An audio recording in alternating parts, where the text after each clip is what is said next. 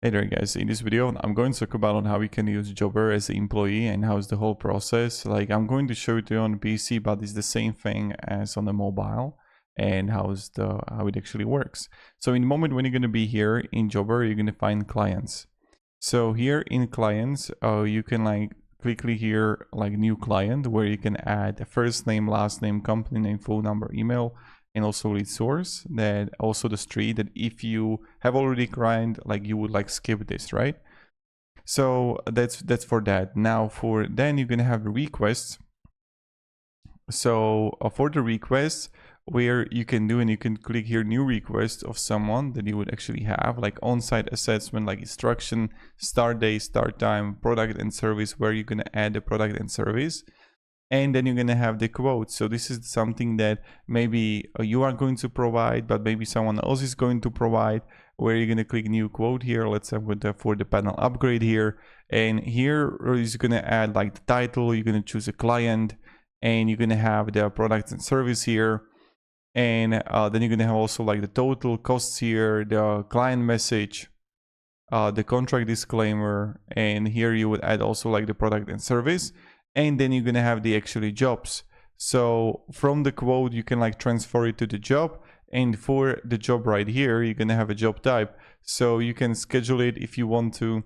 You're going to have the title, you're going to choose a client here, the job, and then also you're going to have the product and service where you're going to add the service right here.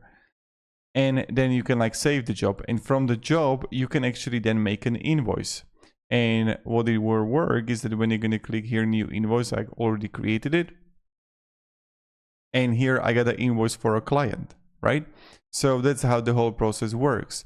But what you want to also know is something called like timesheets, where you would possibly use it as an employee.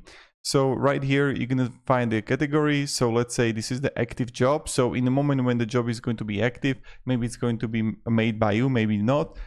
And you're going to have a start, let's say 8 a.m. Like let's go 9. And end is going to be like 13. Or like 2 p.m. Okay, let's go like that. And now what I can do, I can add a time. I can add like multiple times, right? And I can like add notes towards it, and I would click save.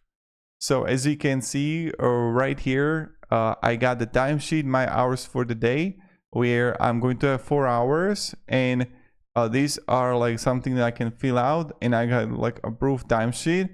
And this is something that you would have for, it's kind of like the founder, the owner of the account. You could like approve it to you. So approve, and no logged hours, and you're gonna have confirm payroll, and then you're gonna have like okay, and I can mark it as a pay. So this is pretty much it, how we can work with the timesheets. It's pretty straightforward. And then you can also add expenses here. Maybe you have the option to add expense. So I can click here new expense, item name, total, reimbursed to, and job, right? So you can reimburse it to person, right? And I can add, click and save here. So this is how you can do it, and how it's possible to be done, how you can use Jobber for employee. So hope this provided you a little bit of value of what you can do with it. So thank you very much guys for watching, and have a great day, and goodbye.